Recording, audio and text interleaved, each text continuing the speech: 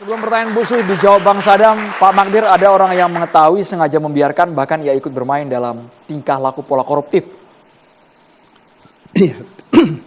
Terima kasih Andro. Assalamualaikum warahmatullahi wabarakatuh. Waalaikumsalam warahmatullahi. Saya kira ya kalau kita bicara tentang indeks prestasi korupsi kita, persepsi korupsi kita ini, kalau kita bandingkan dengan Vietnam saja misalnya, kita udah ketinggalan, Andro. Ya. Kalau mereka 41, kita 45 misalnya. Ini apa sih penyebabnya? Saya kira ini yang harus mendapat perhatian betul dari Bapak Presiden dan teman-teman di pemerintahan itu tentang bagaimana pemberantasan korupsi itu dilakukan. Sementara sekarang kalau kita baca dari pemberitaan atau kita dengar dari TV, kita tonton TV, kita itu hanya bicara tentang korupsi yang merugikan keuangan negara. Ya. Pernah nggak kepikir sama teman-teman, kenapa kita tidak orientasi pemberantasan korupsi kita ini adalah pada suap menyuap. Induk dari korupsi itu kan suap menyuap. Gitu loh. Di mana sih suap menyuap itu tidak terjadi? Mulai dari di desa urusan kecil terjadi suap menyuap sampai ke, ya saya nggak tahu sampai di mana muaranya. Ya. Makanya apa yang saya mau katakan bahwa kalau kita mau contoh Vietnam saja misalnya, mereka itu sampai tahun 2005, mereka masih menggunakan undang-undang pemberantasan korupsi itu mengenai kerugian keuangan negara. Sama dengan kita. Ya. Tetapi sejak 2018, mereka alihkan fokus pemberantasan korupsinya mereka pada pemberantasan suap menyuap. Ya. Dan memang yang terjadi luar biasa kan, bahwa Vietnam itu indeks persepsinya semakin baik. Dan terutama terkait dengan suap menyuap, itu makin banyak orang yang kena dengan suap menyuap itu. Saya kira ini saya kira Pak Sadam ya, barangkali ini yang juga harus dipikirkan ke depan oleh pemerintah. Kita ini sudah 26 tahun sejak reformasi. Kita selalu ribut dengan undang-undang tipikor, ya, yaitu pemberantasan korupsi karena kerugian keuangan negara. Hanya itu. Tetapi apa yang kita dapatkan dari itu?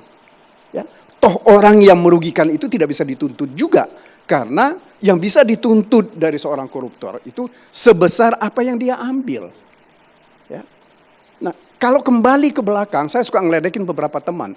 Pasal-pasal korupsi kita ini terjadi atau lahir karena ketika itu tahun 52 sampai 57 tentara itu gregetan dengan banyaknya orang-orang yang tiba-tiba mendadak jadi kaya terkait dengan nasionalisasi perusahaan-perusahaan Belanda atau perusahaan-perusahaan asing ketika itu.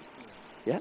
Maka lahirlah peraturan dari penguasa perang ketika itu, Pak Nas, sebagai hasil, kalau istilahnya Pak Nas mengenai peraturan itu, peraturan nomor 6 itu kalau nggak salah saya, itu hasil akrobatik dari Jaksa Agung Suprapto. Jadi bukan karena ada satu penelitian atau satu pemikiran yang benar-benar jernih bahwa pemberantasan korupsi itu seharusnya adalah terkait dengan suap menyuap. Jadi kembali sekali lagi ya, saya kira ini yang harus kita pikirkan ke depan. Meskipun sayangnya ya, pasal 2 ayat 1 Undang-Undang Tipikor itu meskipun dicabut oleh KUHP kita, ini dipindahkan ke pasal 603, 604 KUHP yang isinya sama. Ya. Cobalah bayangkan sekarang ini, saya terus terang kadang-kadang merasa miris ya. Diumumkan kerugian keuangan negara sekian ratus triliun.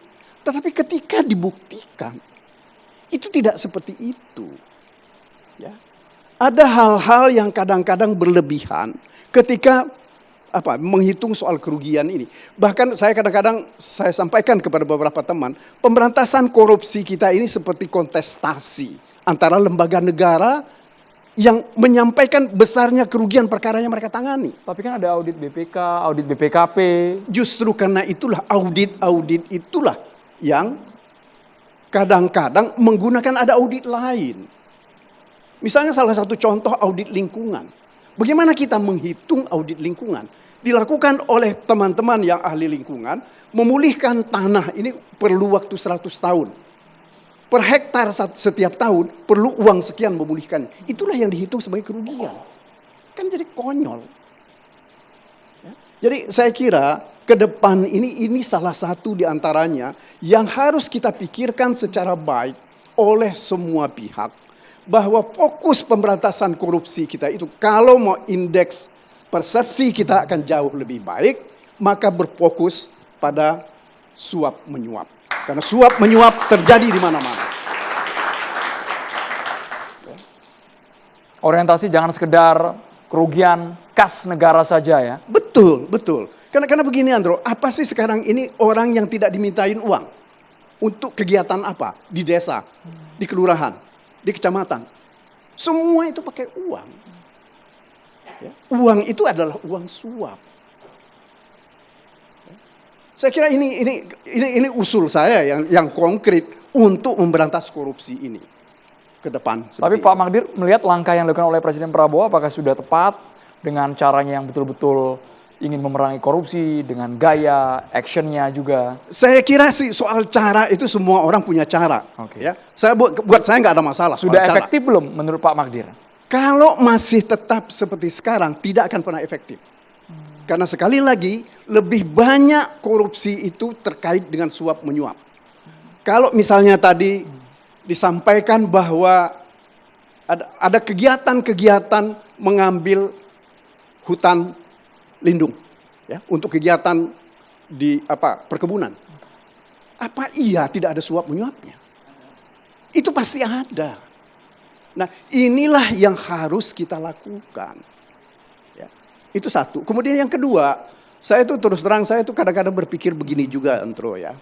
Kalau kita lihat tahun 66-an, itu kan cukup banyak perusahaan-perusahaan orang-orang kaya kita ketika itu diambil alih. Kemudian jadi PT Berdikari. Ya.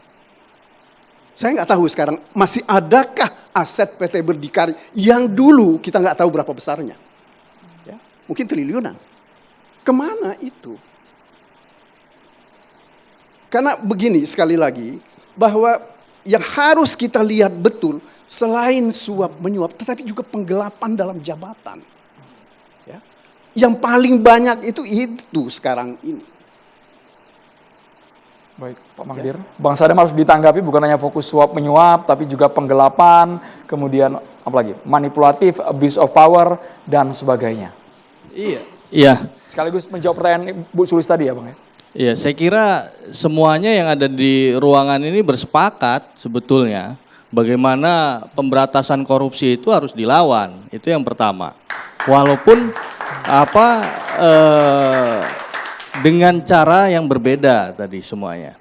Pak Saur dengan bagaimana moral hazard yang harus dikuatkan, artinya secara kultural corruption ini kan harus dibingkai daripada sejak pendidikan usia dini dan sebagainya. Perampasan ya. aset tadi Bang. Yang kedua, tadi terkait dengan bagaimana suap menyuap dan sebagainya, tadi ini sudah disampaikan bahwa ketika ini saya ambil indikator yang paling jelas ketika 17 bulan terakhir ini, bahwa Satgas Penertiban Kawasan Hutan ini pun berbicara soal suap menyuap. Artinya ketika ada denda administratif terhadap perusahaan dan terhadap orang-orang yang kemudian menerima suap, oknum-oknum ya, oknum-oknum baik itu ada di pemerintahan ataupun ada di BUMN dan lain sebagainya, dengan oknum-oknum yang ada di perusahaan itu yang kemudian dimunculkan di publik bagaimana ada suap menyuap. Kita ambil contoh bahwa tadi di kejaksaan, apalagi kalau misalkan indikator melihat bagaimana kepercayaan publik terkait dengan kejaksaan itu 80%. Nah, di sini yang bisa kita lihat bahwa ternyata kita butuh untuk integritas secara visualisasi, bahkan ya, secara visualisasi butuh juga masyarakat melihat. Indikasinya apa? Ini loh ada uang sebanyak ini yang kemudian hasil dari suap menyuap. hasil dari kemudian penyalahgunaan tambang-tambang ilegal dan juga sawit dan sebagainya. Misalnya. Jadi perlu angka itu memang dipajang Saya sehingga tidak kesan untuk menakut-nakuti publik. Sesaat lagi dijawab. yang Kita berbicara harus jeda. adalah hanya di catatan demokrasi. Hanya di catatan demokrasi kita harus jeda pemirsa.